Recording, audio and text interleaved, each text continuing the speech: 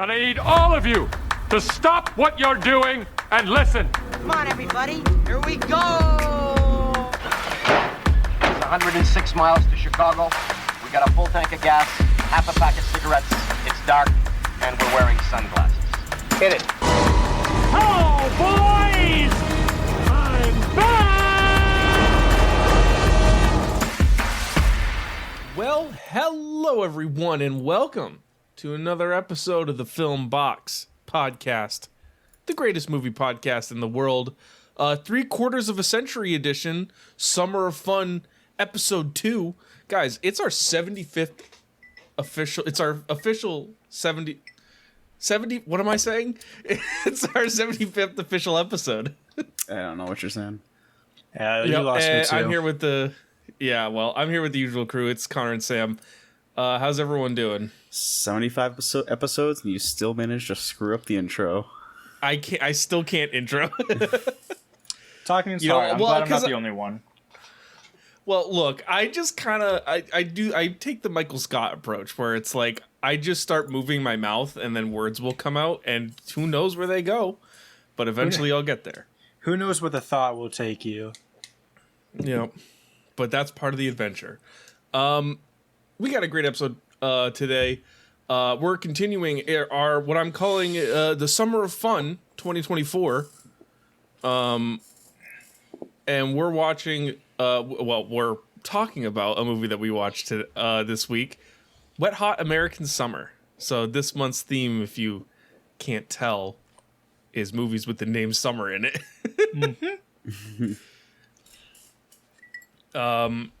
But yeah, so that'll be a fun little thing to talk about. Before we get into all that, guys, what are you drinking? And what have you been watching lately? I am drinking a vodka lemonade, just homemade vodka lemonade. Sam's getting a little lit. Yeah, he's getting lit on this episode, as the kids would say. And then as for what I have seen, I've been super busy, so I haven't really seen too much since the last time we recorded. I watched War for the Planet of the Apes. Nice. To Aaron. Oh, yeah. Hold on. Hold, please. Oh, no. Oh, no. No. Bad ape goat. All right. So I watched that movie. I watched Wet Hot American Summer, and then I watched. I just recently watched Narnia: The Voyage of the Dawn Treader. Very nice. In the middle of that book right now, nice. So solid. Also, I want to ask quick because Connor said something that really made me think. Because when I said getting lit, and you said like the kids are doing, or as the kids say, yeah, and it made me feel like we're not old. I mean, we're 25, 26 ish, give or take. But like, I feel so disconnected to even like what college kids in like college kids, like high school senior age, like 18-year-olds. It doesn't feel that long ago, but I feel so disconnected from everything that those people do. It makes me feel old. I don't know about you guys. Yeah. Fuck that generation. Oh, whoa! I'm pretty sure that's still our generation, though. That's the thing. It is. Fuck us. No, we suck. At my gym, it's a powerlifting gym, and there's just a chalkboard in the corner, and it has like you could put like your max up there. Two of them say at 16 or at 18. I'm like, fuck, man. Yeah. I mean, kids these days are just kids these days hopped up on so much caffeine they're benching 300 pounds. Back in my day, we smoked cigarettes like a man. Now these kids got vapes. We smoke cigarettes in between our bench press. Drink a beer. No water. Oh my god. Anyways, I'll go next. I am drinking water like a gentleman. But I have seen 4 movies. Watched quite possibly one of the worst movies I've ever seen in Sasquatch Sunset, which was truly horrific. And I hate that I took that off your plate, Connor, to review it. I'm so happy you did. That was the choice. That was the choice. But then I watched Turtles All the Way Down, which is the newest adaptation of a John Green novel. And that was really good. I liked it a lot. Then rewatched Wet Hot American Summer for today's review, and also watched Amour, which is movie number 4 on my Letterboxd Top 250 journey. And that one was heartbreaking. It was a very good movie, but very tough movie to watch. And then the next movie I'm watching for that whole thing is Boogie Nights. So you get to see a penis. quite a change. I do. I Mark like that was Wahlberg. my first thought, but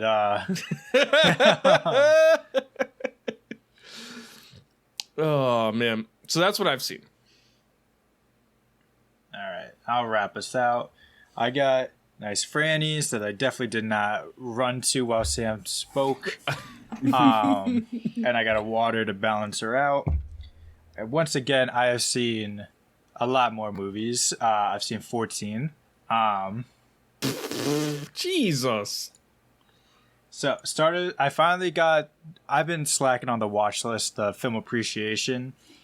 I watched Close. That was really good. About 2 kids who have a very close friendship until something tragic happens. I watched If with my beautiful girlfriend Erin. We really liked it. Thought it was cute. Watched Infest. I like that movie too, but like it's getting terrible. Nobody likes it. It's getting terrible reviews. It's like I get it. Like maybe there's some technical things. Like Yeah. Maybe Ryan Reynolds isn't the best, but like it's cute. Like all the little imaginary friends are funny. It's not meant to be like scrutinized like another movie. Yeah. I watched Infested, not a cute movie. Another spider horror movie. Review is out. I watched In a Violent Nature, one of the horror movies I was really waiting for. It's about it's a slasher from the perspective of the slasher. That movie's really good. I know it's controversial because there's a lot of just walking around in the woods, but trust me, it's good. Went back to the. I love whenever you review a movie and you say, "Trust me, it's good." It's like, guys, just trust me. Trust me on this one. Well, the thing is, it's like it has good reviews. I'm pretty sure it's sitting in the 90s on Rotten Tomato, or at least the high 80s.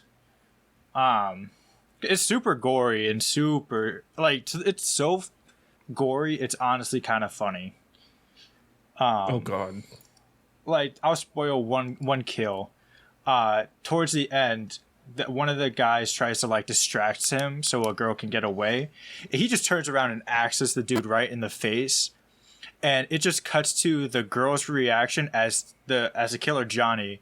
For 3 minutes, you just hear him like axe this dude in the face for 3 minutes, and she's just standing there. And then it finally cuts away to it. And me and my girlfriend, we watched this together. We were in a theater alone. So we were cracking up laughing. Nice. Back to the watch list, I watched The Third Man, Orson Welles. Very, very, very, very great actor. Did one of my favorite movies of last year, Godzilla Minus One. It's on Netflix now. It doesn't have to be the most pirated movie ever. Any more? Have you guys seen it yet or no? Not yet. I'm actually probably gonna watch it this. I was going to watch it this weekend. Plan on it. Just gonna say no excuses now.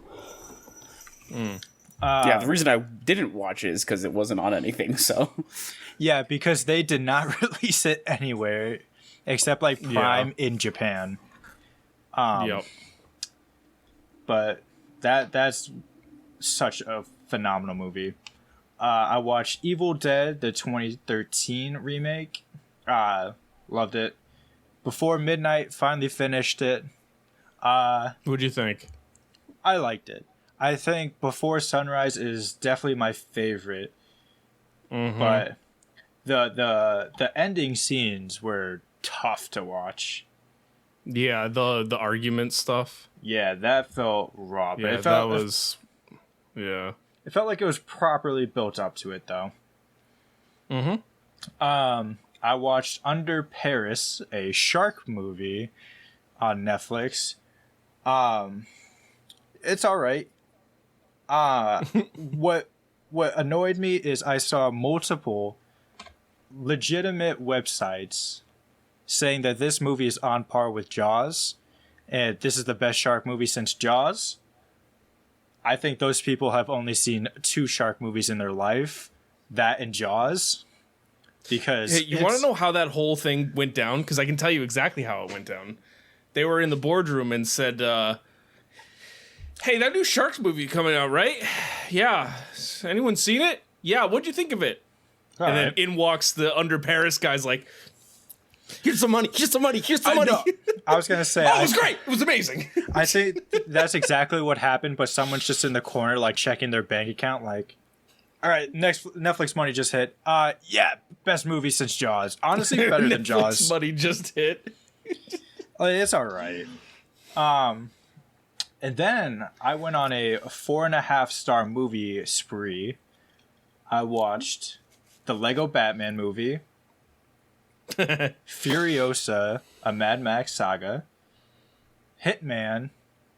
Netflix actually did put out a good movie. And The First Omen, which upon rewatch might be my favorite horror movie of the year so far. Wow. That's And high praise. Yeah, wrapped it up with Wet Hot American Summer. And I teased it to you guys, but the Furiosa story. I saw it. Yes. Yeah, I saw it with my dad because he had this week off, and he was like, "Yeah, you want to go see this? Have you heard of this movie called Furiosa?" And I said, "Dad, let me Have you tell heard you." of it? It's like, Dad, I'm a film critic. It's one of the Mad Max is one of the best action films of the century, and it's like He literally was like, "Have you ever heard of it?" And I was like, "I think I have." yeah, I probably have. And I think it was the first, Sam, you would know, the first real like road war scene. I looked over at him. First off, he did not recline his seat at all. He was locked in. ugh. And he, you know the meme when it's like the video gamer is like leaning back and there's like, oh, it's time to lock in. That was literally my dad in that scene. He went from sitting back to leaning forward, and we had a popcorn between us.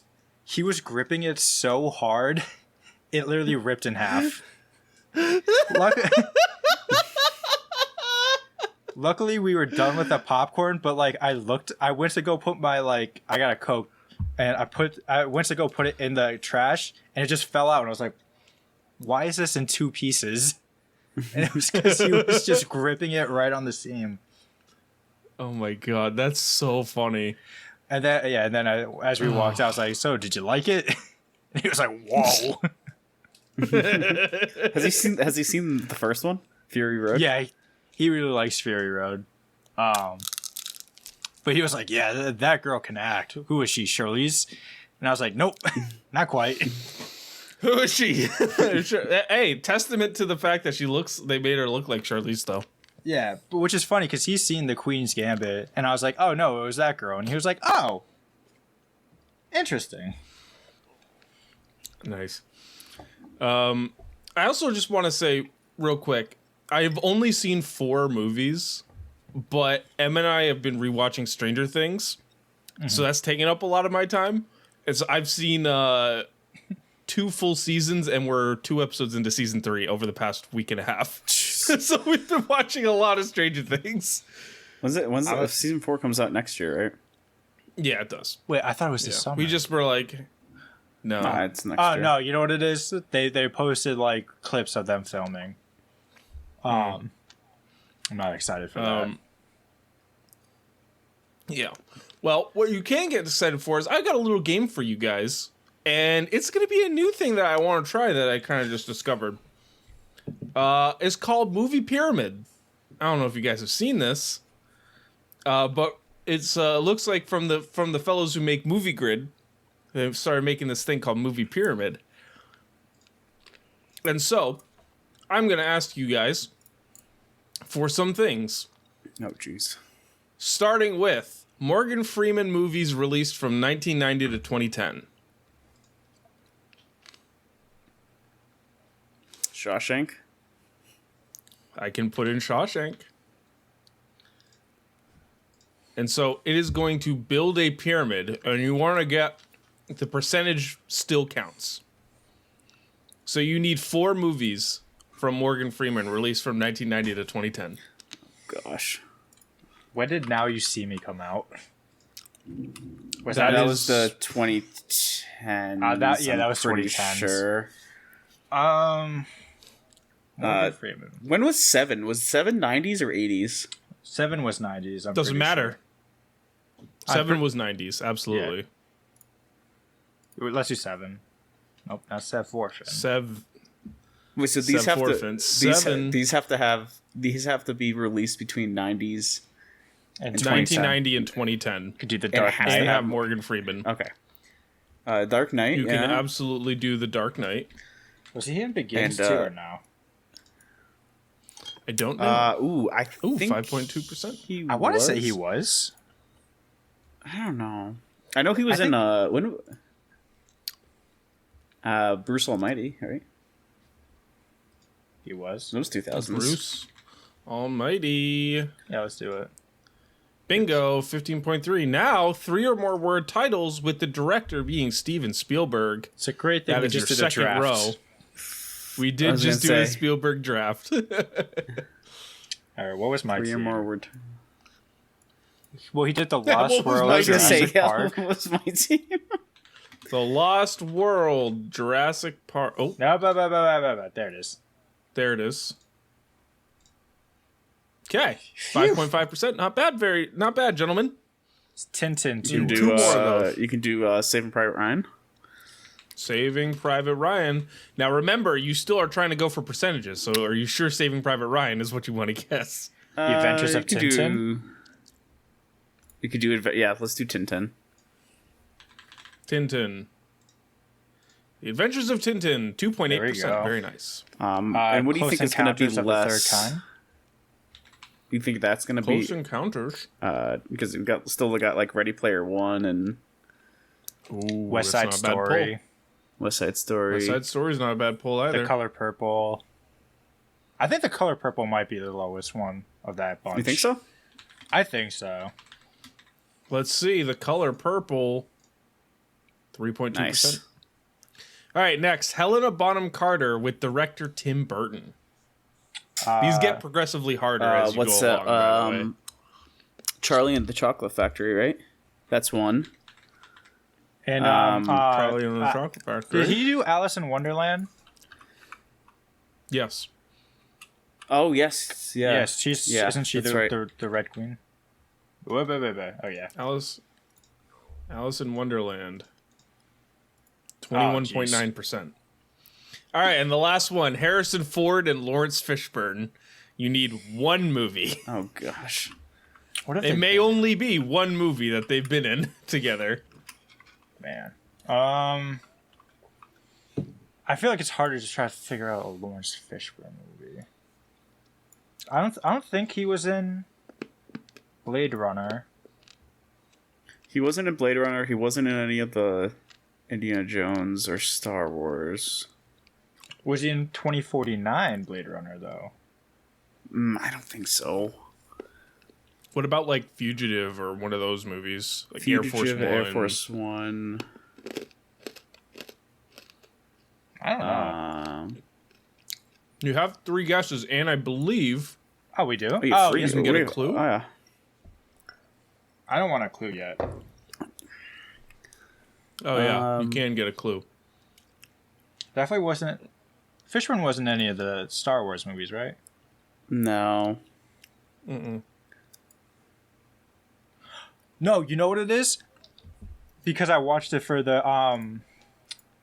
my watch list. He's Apocalypse Now. They're both in. Oh yeah, he was like the Colonel, Harrison Ford. Really? Yeah, and then And yep. Fishburne's the You got the 10 gunner. out of 10 correct. Yep, I Top forgot about that. 21% of players. Very nice. And that was the only one that they've been in together. So that is a great pull. So the top answers for the obviously Apocalypse Now for Harrison Ford and Lawrence Fishburne, that was 100%. Then with Helena Bonham Carter and Tim Burton, Sweeney Todd in Alice in Wonderland. Sweeney Todd's where my mind went first. I just didn't remember if that was a Burton flick or not. Mm-hmm.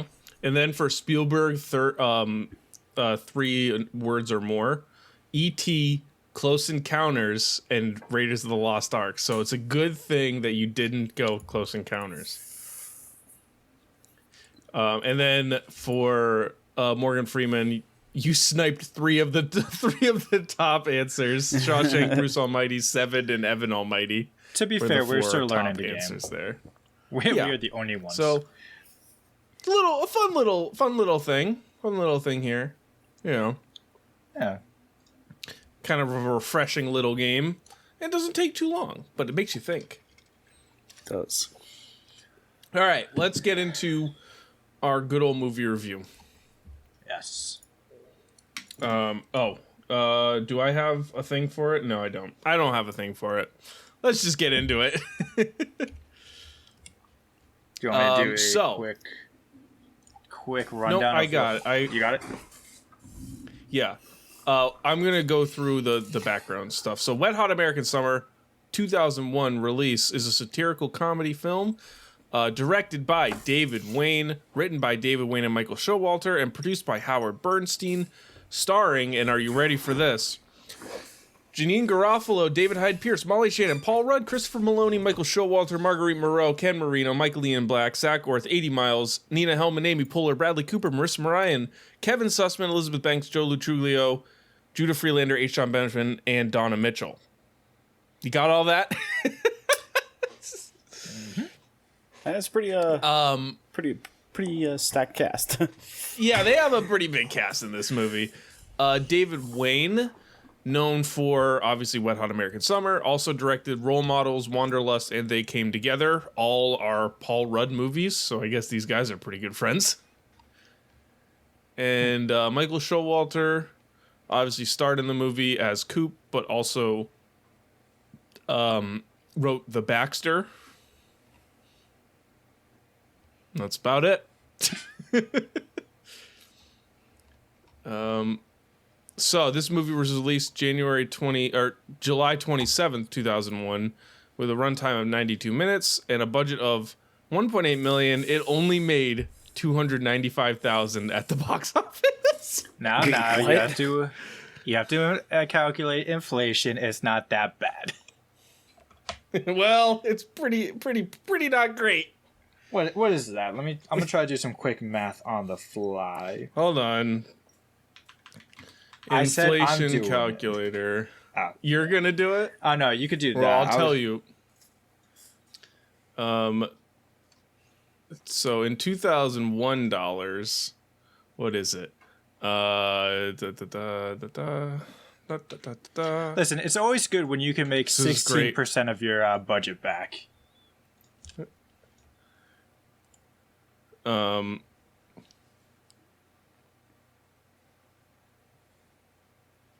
that doesn't seem right.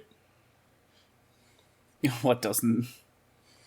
It says $295,206 in 2001 is worth $507 in 2023. No, that doesn't seem right. Wait.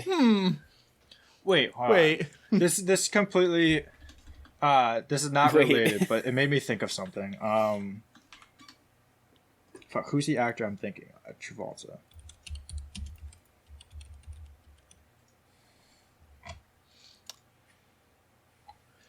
That was hilarious. In July of 2001, So it was what? What did I say it was? 295,206. Yeah, 292,206. 29 is worth $521,000. That makes more sense. So they didn't even make half their budget. Their Well, but- $1.8 million budget. You gotta change that for inflation too. Okay. 1 million. Oh, whoops. 1,800,000. 3 million. So they barely made anything. Anyways. So, not very successful at the box office, but Sam, why don't you run us down the scores here? Yeah. As usual. Yeah. Sorry. Just love that. As usual, we get the good old Rotten Tomatoes, a little RT action. How much we all love them. The tomato meter, the critics gave it a 38%, 3.8, with an audience score Nice. of 75%. So clearly a difference in, yeah. Nice. So you said 38% for the tomato meter? Yep, and then 75. 75. 75%. Okay. All right, and then again, as usual, I got some Google reviews. We'll start off with the good one, 5-star. So this one says, okay. This person gave it a 5-star. This is the first line. Don't expect some 5-star cinema event here. Wait. Wait. Hear him out. All right. Don't expect some 5-star cinema event here. The film has barely any plot, acting is mediocre, and it's essentially a big jumbled mess. But that's the point, and it's wonderful. Sometimes a pointless comedy is all the soul needs. 5 out of 5. Don't expect a 5 out of 5. But I agree wholeheartedly with his point. That's why I picked it. I'm like, I agree too. Sometimes you just need a dumb movie to put on. Like, I love Yep. Not Another Teen Movie for this exact reason. Yep. Cool. You got And anything then- else? Yeah, I got a 1-star Okay. review. This one is 1 and says, if you're mad at someone, make them watch this for torture. People giving it a rave review and claim to see it multiple times are probably related to the writers. Wow. Jeez. All one. Well, I mean, it makes sense with the amount of money they made at the box office. Was that it? Was that it for the review? Yeah. Oh, that was it. Oh. Jesus. Oh my God. There's only 5 1-star reviews on Google. Wow. I'm actually surprised. That's hilarious. All right. Connor, why don't you bring us through this movie so we can talk about it in depth and really determine whether or not this is good or bad? Yes. You got any music for me or no? No music. I had so long to prepare it.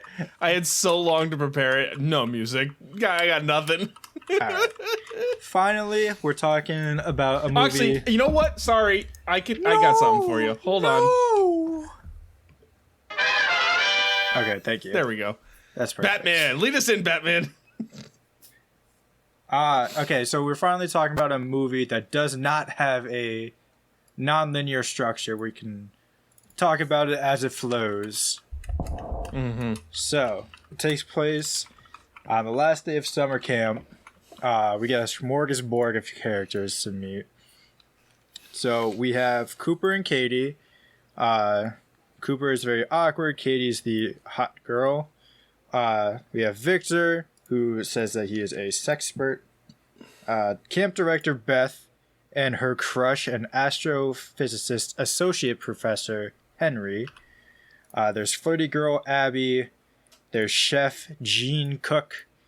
And there's lifeguard Andy. And then there's some other ones we meet a bit later. So Victor wants to get with this flirty girl, Abby, and Coop really wants to get with Katie, but she's with Andy, who is Paul Rudd.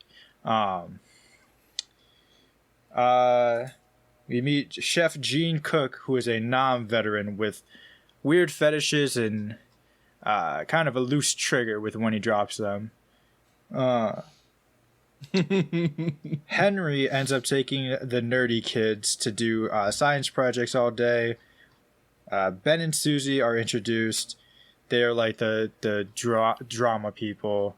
They're putting on a talent show for the last night. While this is happening, Katie wants to find Koopa Girl, but he is not really receptive to it because obviously he likes her. We also meet Gail, who is the art instructor. She's going through a little bit of a messy divorce, but luckily, who better to help you through your failed marriage than a bunch of kids? Victor gets assigned with Neil to take kids rafting 2 hours away, but he really wants to get with Abby. So he is like pissing his pants trying to get back. We also have McKinley and Lindsay, but they matter a bit more later. They have a really weird scene all together where they promise they're going to meet back at that exact spot at that exact time 10 years later, which, spoiler alert, is how the movie ends. And Andy is constantly cheating on Katie with Lindsay, who is Elizabeth Banks, resulting this first time in a kid drowning, which is not played straight at all. Beth, trying to impress Henry, goes into town to try to find books about astrophysics. Meanwhile, a bunch of counselors hop in her truck to just enjoy the town and not be at camp. Henry also goes out and does the same to try to impress Beth. All right, got all that? God, there's so many characters. So that's the thing. I just want to talk about that right off the bat. That is the biggest problem I have with this movie. Is it's like, here, and we're in 90 minutes, you're going to learn about 27 people and all of their problems and everything that they do, and you're going to fucking like it. There's so many counselors I just didn't even mention too. Like I honestly forgot their names. I swear to God, I didn't know anyone's name by like three. I've seen this movie twice. I didn't know anyone's name by like 3/4 of the movie in. Yeah. I know one name. Gene Cook. Oh, Gene is my spirit animal. Welcome He's back, so Chris fucking funny. Maloney, to the review. And He's my favorite character. Yeah. Gene is my favorite. One of my favorite quotes here. Now finish up them taters. I'm going to go fondle my sweaters. Hold on. He said fondue the cheddar. That's what he said. Like, I'm going to fondue the cheddar. And then there's also in the pantry above the sink, right next to my bottle of dick cream. Yep, I had that one what? too. I said stick team. Yeah. I do. Coop saying, as Katie walks away, "I want you inside me." Oh, I had That that. was I had that wild. one too. That's not how it I had works. that one too. And then she turns around and is like, "What?" And he's like, "Nothing." I say, Hey, how's it going? Just from earlier. And then And then the other guy comes up immediately is like, "You talk to her? Does she want to fuck me?" She wants to fuck me, right? Why else would she be talking she's like, to you? she's like, no, she's like, he's like, she definitely wants to fuck me. That's why she's talking to you. It's so good. There's something about the jokes in this movie that are just they just hit. The one-liners, yeah. Yeah, the random lady coming up to Beth as she's about to drive away, like, "You're going into town, right? My husband's coming. I need lube for my pussy." Oh man, I think first off, I just want to say I love that this camp is Camp Firewood. Isn't that's just like hit the nail on the nose? Like, best name for a camp. What should we call our camp? Well, how about firewood? Huh? You know, that works. I would think, say like- this movie did give off a lot of like Friday the 13th vibes. Yes. I wish. I think also that plays into the fact that, you know, obviously small budget, but they filmed at a camp. Oh yeah. And it's all on location. So it's like it has that vibe, that nostalgia vibe. That's a lot of like what Friday the 13th, you know, campy horror was. They filmed at a camp, whatever. Well, especially when they filmed it in like 2000 or whatever. Movie came out in 2001 and it took place in the 80s, so like I think they did that well of like so. I like how the movie for also sure. sets a tone literally within the first actual second of how horny it's going to be with every single boy camper waking up in a girl's bed. And then they all just wake up like, shit, we got to get back. And there's just two counselors just watching them like, you guys are in trouble. Like whatever. No. And I also love too, like, yeah, the focus is on the counselors, but the campers have some really great moments. Like the beekeeper is, you got to shower. Yeah, okay. Yeah, I'll shower. Like, you stink. Yeah, okay, yeah, fine, I'll shower. And then later he's like, did you shower? He's like, yeah, you know, I showered. Yeah. You can tell, smeared in mud. He's got Shit. stains all over his shirt. It's just disgusting. He's like, yeah. And he just looks at the guy just looks at him. He's like, did you shower? He's like, no. Well, the thing is like that. I'm sure these are based on like actual people. Like, you know, there was people at camp that didn't shower. Oh, 100%. absolutely. Did you guys ever go to camp? No. Because I was not a camp goer. So I didn't go to like an overnight camp. Like a summer camp. For like a summer camp. Like a sleepaway kind of camp. My mom actually worked at camp in Charlton. It was like just a day camp, so you just go in the morning and then you leave it in the afternoon. But we did all camp stuff. We did all camp stuff like fires and swimming and like archery and shit like that. So Cool. we do have a camper in our midst. Yeah, but it was fun. That's where my brother works in the summer. Yeah, Good for him. Nice. I also, one of my favorite lines, I mean, just in general, my favorite character obviously is Paul Rudd. I mean, he's just so stupid funny. His physical comedy is perfect in the movie too. One of my favorite moments of him is in the drowning scene where where Lindsay comes over and she's like, "What you doing?" And he's like, "Writing in my journal." Just casually. It's like writing in my journal. I write my thoughts. And she's like, "Oh, you mean a journal?" He's like, "Yeah, whatever." I like how when he's making out with Katie when we first meet him, she's like, "So am I gonna see you later?" He's like, "Oh my god, give me some space, woman." After his tongue was like down her throat, he's like, "God, give me some space." They were making out, and there was holy shit. They were going. They were going at it. Well, I'll touch on it a bit later in the next section, but I did love reading that, like, obviously it's a spoof movie about, like, the sex comedies, how there's so many, like, heterosexual couples, and, like, they're just kissing.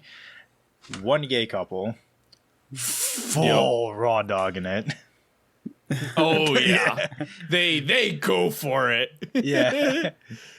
But, yeah, back to Paul Rudd's character. I think my favorite scene of him is in the cafeteria where he's just sitting there eating his food. I don't know if it was exactly in this section, but he's just kind of like eating his food, whatever. And then when he's done, he just slings it off the table and onto the floor. And then Beth comes in and is like, "Hey, you gonna clean that?" And he's like, No. "Oh my God." Like, he's just... The way he just, like, flips his chair over. And then he's like walking over, he's like, "Ugh," just like reaching it. And it's prolonged for so long. And Beth is just staring at him like, "Come on." And he's like, "Ugh." It's so good. I think one of my favorite recurring little bits is after Paul Rudd loses a child, there's always like another child witness that he just takes in a van and just dumps off on the side of the road. Yup. It's like, where's my swimming partner? Come with me. Boom.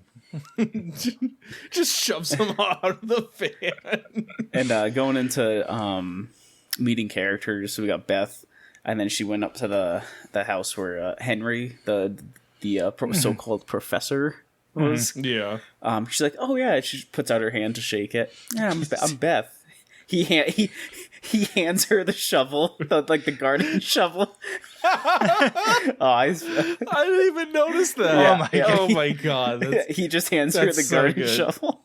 That's so good. I will say it took me a bit to realize, because I didn't read anything about this, never watched the trailer. I didn't realize it was a spoof movie up until I want to say it was once Paul Rudd let the kid drown. I was like, oh, okay. I see what movie we're in now. I see what we're going for here. And I do like, obviously it's a spoof, so it's over the top, so over the top, because it's making fun of those kind of movies. But there are also moments where it goes so over the top that I'm like, all right, guys, let's calm it down a little bit here. Talking can of vegetables. Yeah, that was kind of wild. I think some of them worked very well, and some of them I was like, I could do without. Absolutely. I mean, I think we just talked about a whole bunch of situations where it worked really well, but like I think Gail and the kids in the art room, that one went on a bit long. Yeah, of like of them trying to counsel her through her divorce. Yeah. But again, I liked everything with Andy. I liked everything with Coop too, because he's just a little weirdo. But not like the stereotypical weirdo. Just like I don't want to say it just because he looks weird, but I think it's because he looks weird. Yeah. No, for sure. But there's, and we'll get to it probably more in the next section. But like, I do appreciate how, the overarching story is simple. Like, it's the last day of camp, and you don't want to be the one who doesn't hook up with someone right. And that's the goal. And everything leads up to the big talent show at night. I like that they have an overarching goal, but man, they take that and they go 17 different ways with it until they all come back at the end. And it's a little jarring, to say the least. All right, do you want to move to the next section? Well, I was just going to say, to wrap it up with that last scene, when they go into town, fucking loved it. They just are cracked. Yeah. They're doing crack and shooting up heroin in a crack house. Yeah. Beating up an old lady and stealing her purse. Yeah. And then they just funny. They come back and someone's just like, oh, how was it? And it's like, oh man, it's so refreshing to just get out of camp for a bit. Yeah. My favorite moment, though, I think my favorite moment in the whole movie, they come back from going into town and they're talking, whatever. Coop's talking with someone, whatever. And then they leave and he looks back. He's like, oh, hey guys, wait up. And he runs off.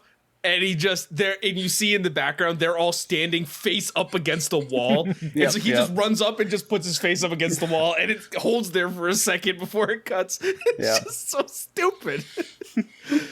Movie's perfectly stupid in my eyes. Yeah. All right, moving on.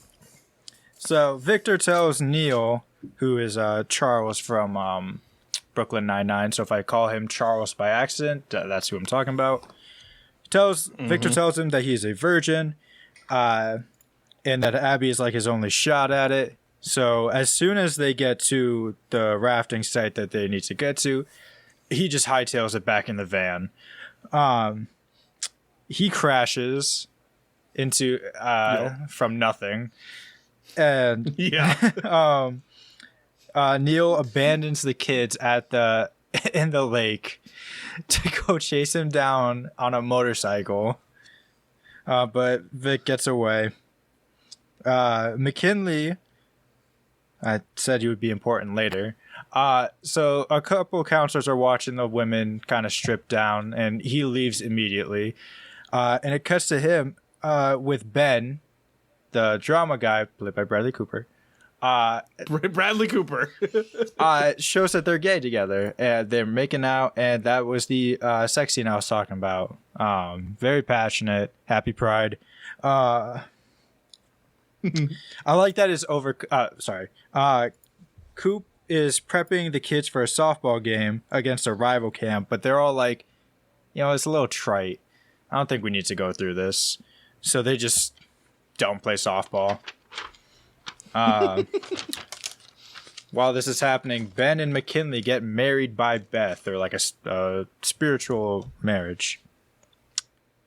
As the camp plays Capture the Flag, Beth convinces a weirdo named Steve to be in the talent show. And after she and Henry finally kiss, Andy makes out with Lindsay again on a boat and loses yet another kid wakeboarding. Coop and Katie kiss in a goat shack, but she tells him she still wants to be with Andy. At dinner, the two random counselors who were talking about McKinley, gifts him and Ben a chasse lounge as a wedding gift, as Gene opens up about his fetishes in front of the entire camp after being getting a pep talk from a can of mixed veggies, which told him to be more honest. All right. This is the part of the movie where it really kind of slows to a halt for me. I don't know about you guys, but I'm still good here. I don't know. I didn't mind it. Just like, I don't know if slows to a halt is the right word, but it like that first hour is awesome. Mm-hmm. The first 45 minutes is really great. And then this middle section, it just kind of started to lose me. It felt like it was dragging a little bit. And I was like, all right, let's come on, let's get to... Maybe it was because of how many different storylines we're juggling at this point. Because it's like, oh, we cut back to this guy for 10 seconds we haven't seen in 30 minutes.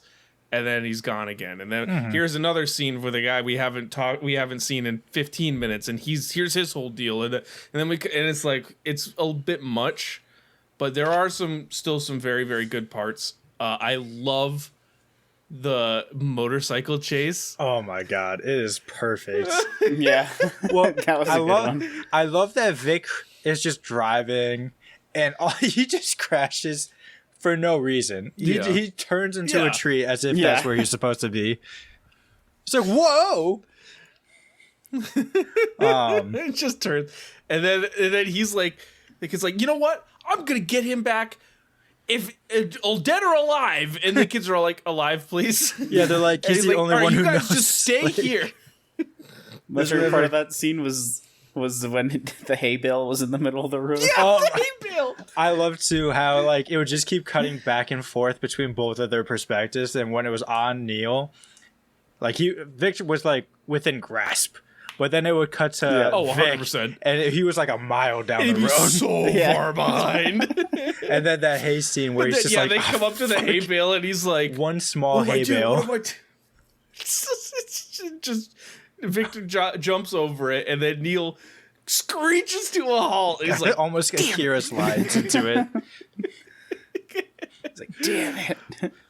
"Damn, I missed it."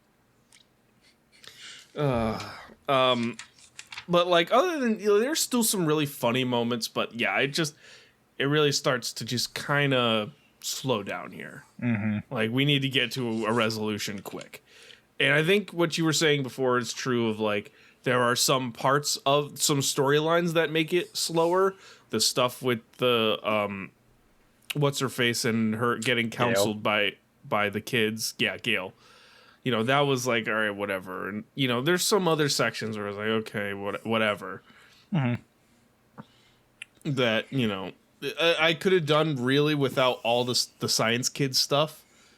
As much as I like love Science Kid stuff. What? Careful. Careful. Saved yourself there. Wait. Yep. It just was not needed. Yeah, I was kind of a little. Yeah, I love Andy losing another kid because he was too busy making out Yes. with Lindsay, and it just pans to like another kid in the boat, and he's just like, "Oh man." Same exact scene. Yeah. Just pushes him out of a moving van. Yep. And then he was they were making out. He was making out with Lindsay. He's like, "You taste like a burger. I don't like you I anymore." don't like you anymore. But she comes up to him, is like, "Hey," and she's got barbecue sauce all over her face. And it's just disgusting. And she's like, and instead of being like, "Oh, I'm so sorry," she's like, "Yeah, I know. It's hot, right?" I love Yeah. I love the scene of Coop and Katie in like the little barn. They're like, "Ooh, I'm cold," or she's like, "Ooh, I'm cold," and he's like, "Oh, I'm cold too," and she's like, "Do you want my jacket?" Oh, yeah. And he's like, "Yes, please." So she gives him her jacket, and then she's like, "I'm actually colder now than after I said that."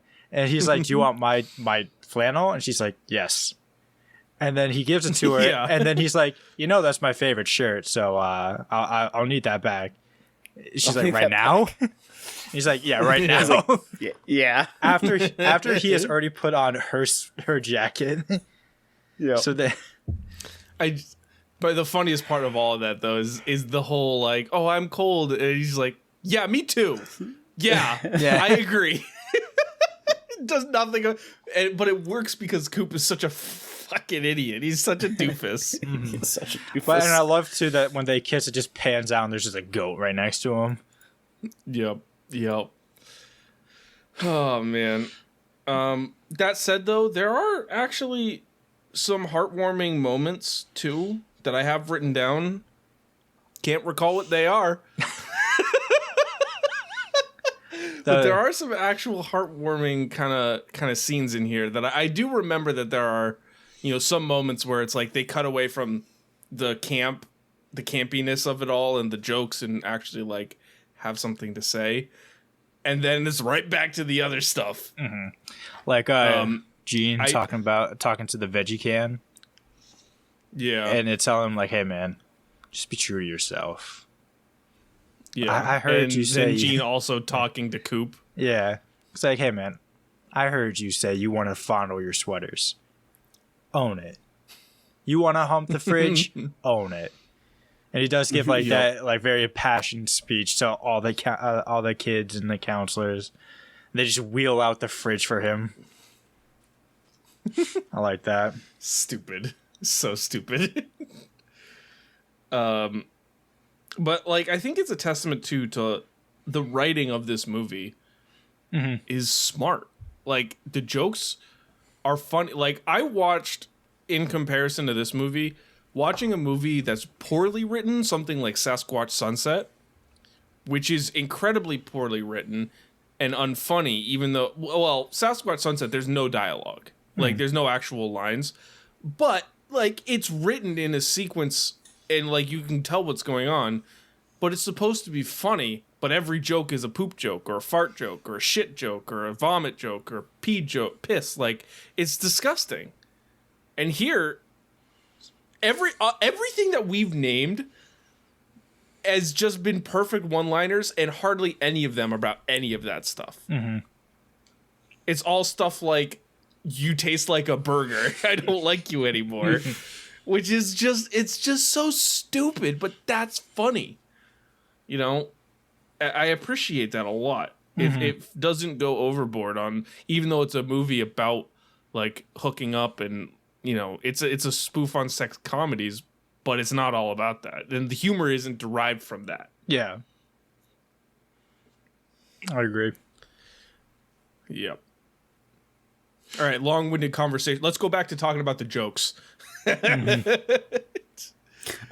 thing that I think Michael Showalter did really well Yep. was there's the one scene when he went after like he kind of hooks up with Katie and everything like that. He's in the office with Beth calling his parents.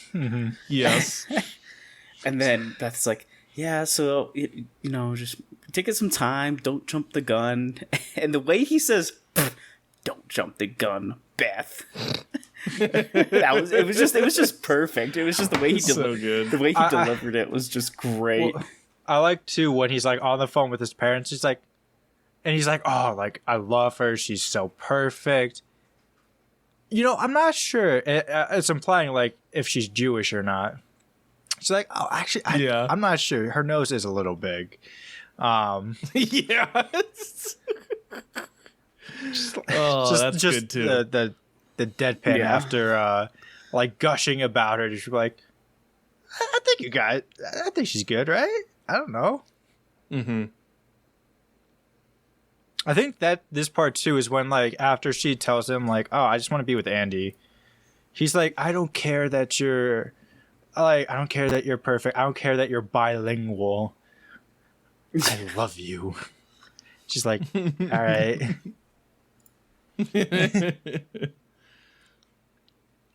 All right.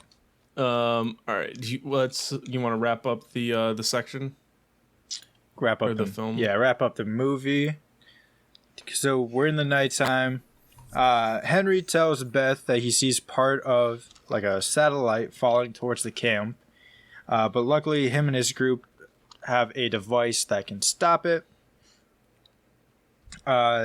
Chef, I called him Chef in my notes, but Gene finds Coop crying in the forest and tells him to be proud of himself and be more confident without Katie. They have a little training montage of that. Vic gets back to camp but sees Abby kissing a child, having missed his opportunity with her. Yeah.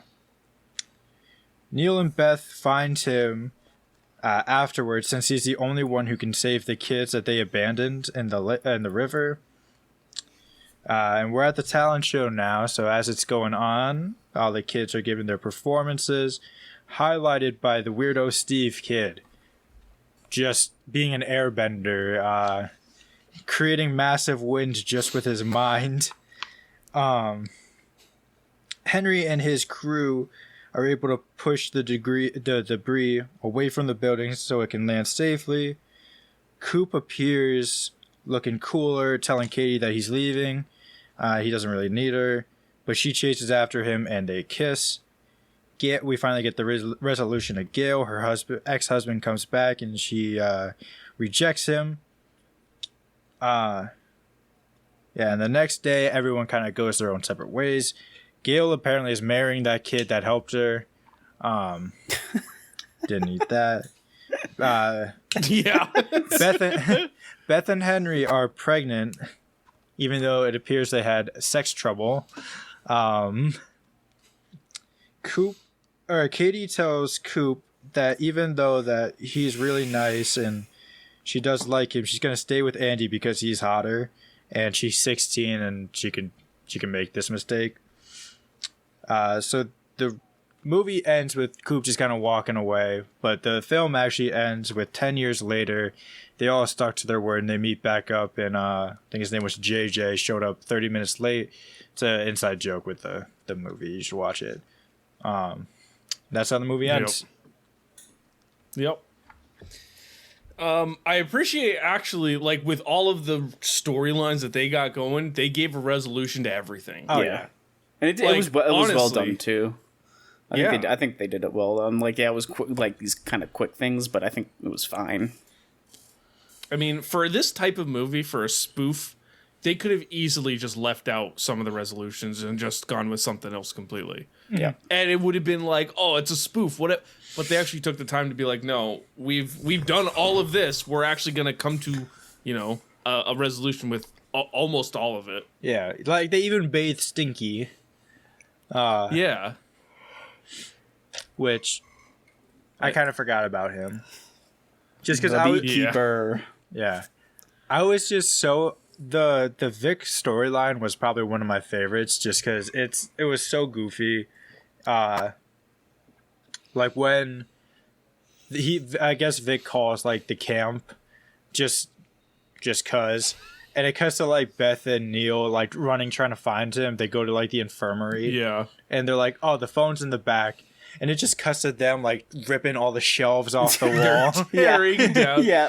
Where's the phone? I love to Neil just picks up like a glass and just throws it against the wall after they realize the phone is off the hook, just for no reason. Mm-hmm. And then the resolution to that is all off screen. How Vic going back to the river to save the kids, and it just focuses on Neil watching. He's like, oh my god, he's doing it. Oh, he's doing it. whoa. He saved the kids. Yes, I knew he could do it. And I also like too that Vic went in there completely bloody and like disgusting looking, and just came out completely fine and dry. Clean cut, everything. Yep. I like the Coop and Katie storyline, I think, the most. We get the most time with them, but it's just all except for the very, very end of their storyline. I was kind of like, all right, did we really need that again? I get it, but like the idea of it's like, oh, this guy's an asshole, but you know, it's the typical like boyfriend's an asshole, girlfriend, the pretty girl, you know, is with the asshole boyfriend. The nice nerdy guy brings her away. The nice guy, is like he woos her and she breaks up with him, but then they get back together or whatever. But then the big thing happens and the guy, and then at the very end she's like, yeah, that was all cool. What you did to win me back was cool and all, and you stuffed your flannel in this little tiny ass box. But you know, he's hot. He's cut, so, and you're not. Yeah, that's Paul Rudd. I don't know if you noticed. That would have been the best if they, instead of like if they had just broken the third wall and be like, yeah, you're cool and all, but like, that's Paul Rudd. Like, come on. He's gonna look like this in 40 years. Yeah, right. You're gonna look like you, but he's gonna look exactly like that. No. Well, that's why I like that she was like, yeah, you're cute, but this dude's cut. This dude's home. Yeah. I just want sex. It's just stupid. It's just so stupid. There was one scene where Beth was like with all the counselors and like telling them to like the final duties they need to do that day, kind of thing. Duty. Sorry. I forget who she said this to, but she's like, yeah, 4 campers are stuck in the ropes course. I forgot to tell you yesterday, but I forgot. It's like, you mean that they've been stuck in the ropes course overnight, the entire day and night? God, this camp is so dysfunctional. Yeah, I did like the Henry and his little nerds. I loved, what was his name, Keith, the D&D guy. Well, first off, in his first scene, he's like trying to like flirt with some girls, and I wrote down in my notes, he's got a real Kermit the Frog cadence with his Spock. He's like, hello ladies, I am a level 5 dungeon master, and hello. But Hold on, the exact quote I got right here. Hold on. Where was it? I had it. Oh, excuse me, ladies. You may remember me as the guy who came to dinner a few weeks ago with the cape with underwear on my head. What was the line too? It was like, fuck off, douchebag. Maybe we do need a... Yeah, in your dreams, douchebag. Douchebags are hygiene products. I take that as a compliment. Thank you. It's just so stupid. I wrote that part in my note. It's just, that joke is so good. Mm-hmm. But I like that he's like, no level 5 dungeon master is without his 20-sided die. I know.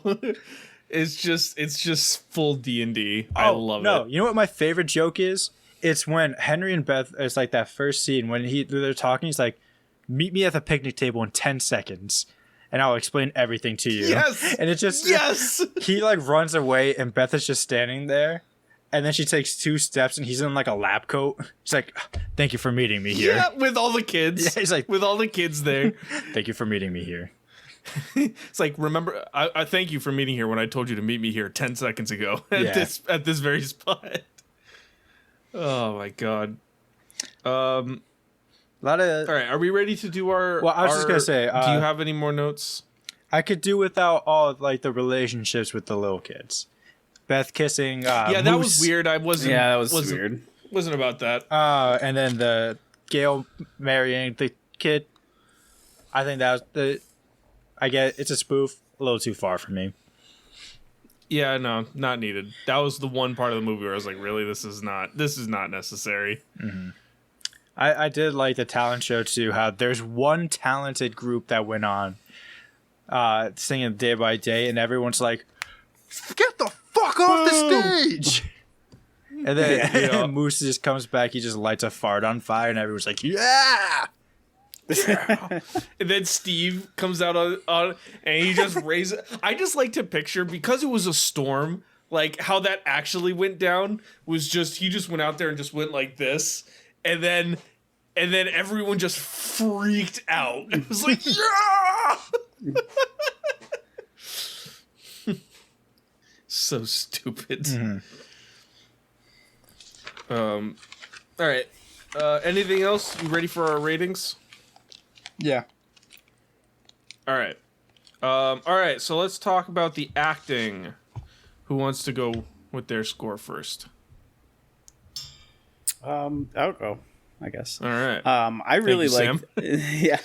I think the acting was great. I think they casted great. A couple of things was, like a lot of the kids weren't that. Like, was all right. Well, they're child actors, so. But yeah. I think everybody else did a phenomenal job with the comedy and like how awkward and stuff like that is. I gave the acting a 4 out of 5. Yeah, I think you hit the nail on the head. I mean, look, the casting is perfect, and every actor really just invest in that role. Like, everyone's good. And I honestly can't think of anyone that really stands out as like being bad. It's just everyone buys into the spoof 100%, and it's great. So I also went 4 out of 5. Yeah, I'm right there with you guys with a 4 out of 5 for the exact same reasons. Like, everyone knew what the job was, and they accomplished it. Paul Rudd really stood out as like he's having the most fun with this. Same with Chris Maloney. Yeah, honestly, I can't really find like someone who was like a weak spot. Yeah. So yeah, 4 out of 5. Cool. All right, story concept. For me, this is where the movie was the weakest. It was. I've talked about it at length throughout all of this. There's too many storylines going on. There's stuff that can be cut. It goes all over the place. And honestly, for this kind of movie, you don't need it. Cut back on a couple storylines and give us more for a couple of the other ones, and you can still have just as much comedy, but it's more focused. I do like that they had the overarching goal of the movie to get through the last day, the big talent show at night. I appreciate that, but getting there was a chore for a lot of the film. So I gave it a 2 out of 5 on that section.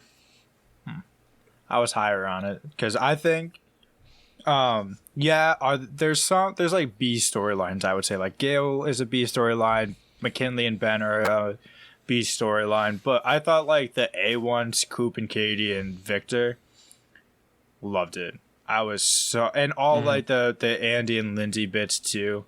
I thought they were just so funny. I thought it definitely helped that they got a lot of the focus. Same with Beth and Henry. I liked their scenes as well. I gave it a 3.5. I was in the middle, you guys, both of you actually. So I mean, some of what you said, Aaron, I agree with. Some of what you, Connor, I give it a 2.5 out of 5. So dab smack in the middle. Almost. Yeah. 2.75 really would be in the middle. All but right. Well, yeah, we know how that goes. We can't all be like you. Yeah. Well.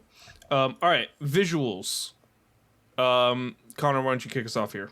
I think I like a lot how it was a very grounded film. It wasn't, everything was like shot on location.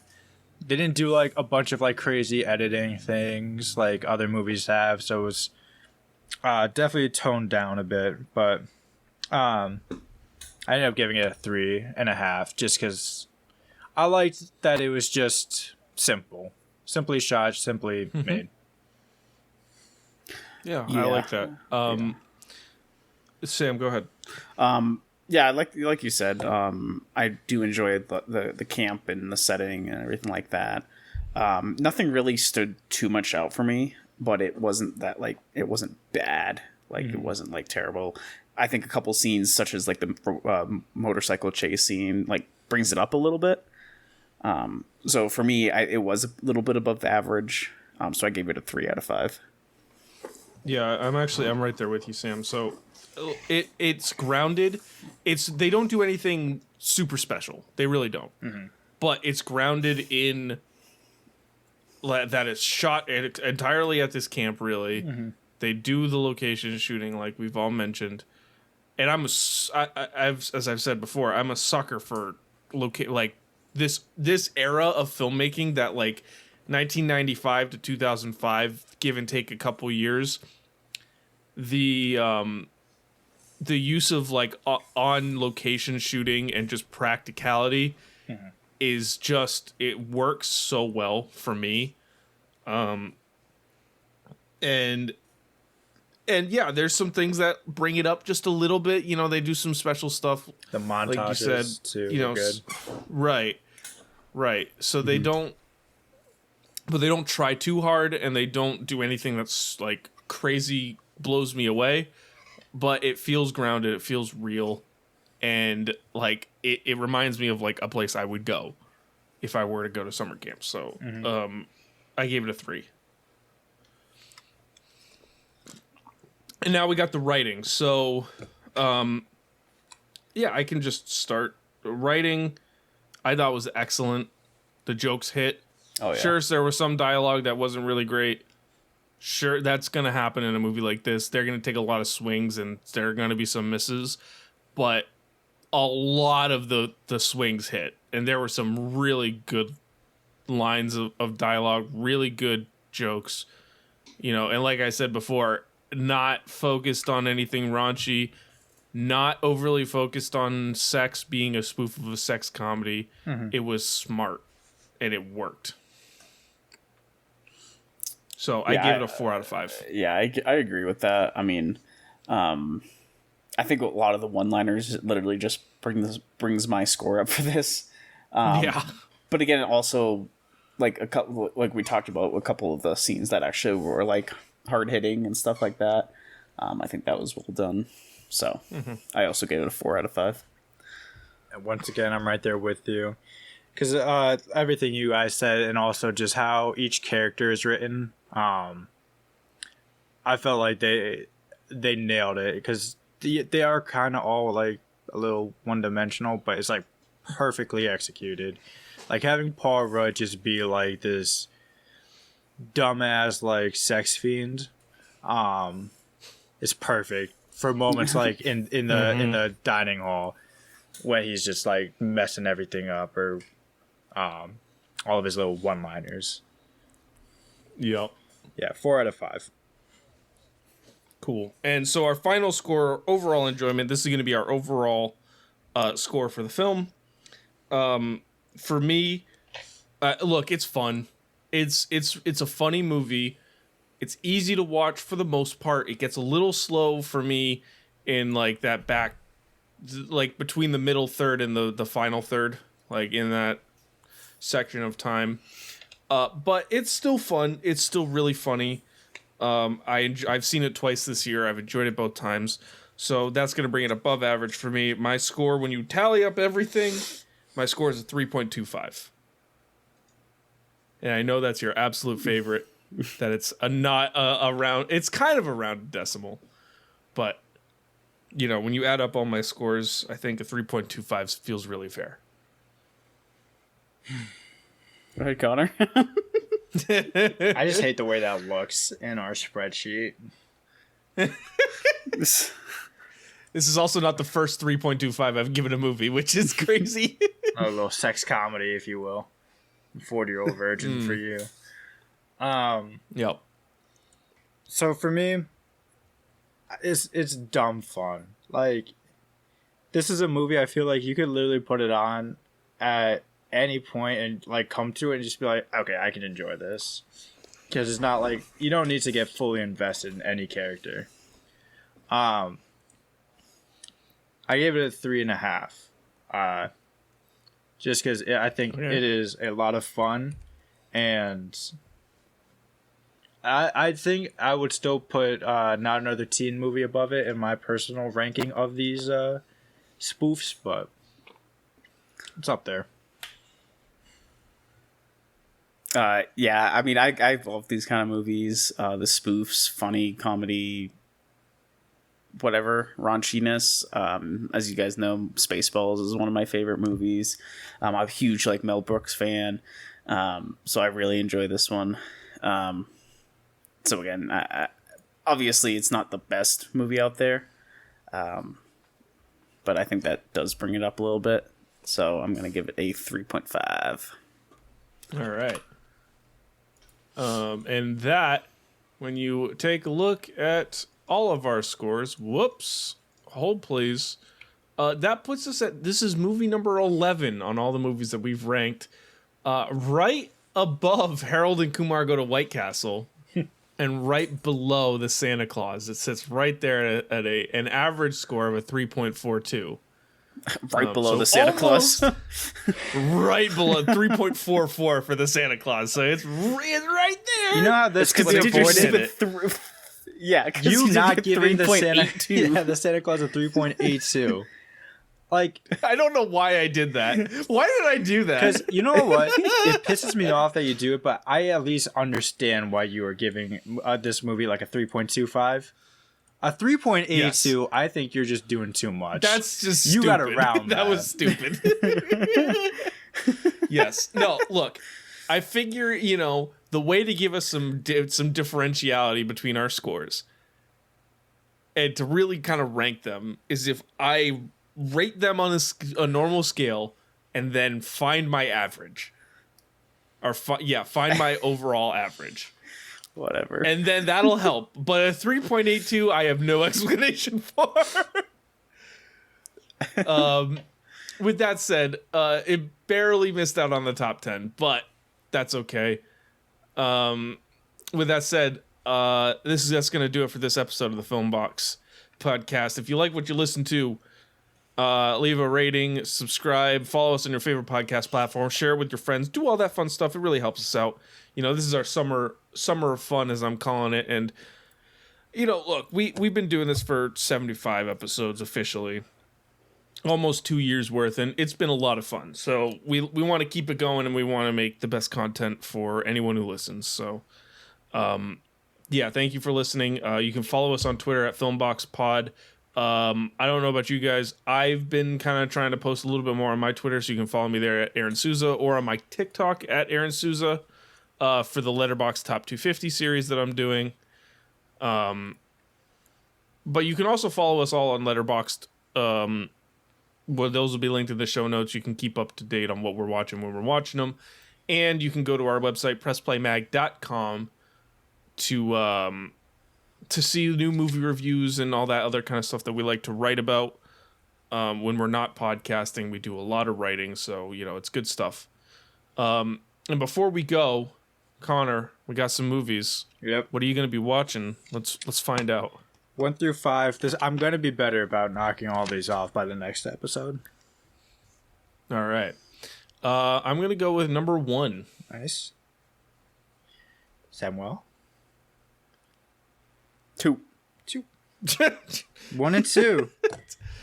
All right, so I shall be watching Dog Day Afternoon and Chinatown. Ooh, nice. A nice little double feature. Oh yeah. So we'll be excited to hear how that goes. And thank you all for listening, and we'll see you next time. Adios, mi gentes.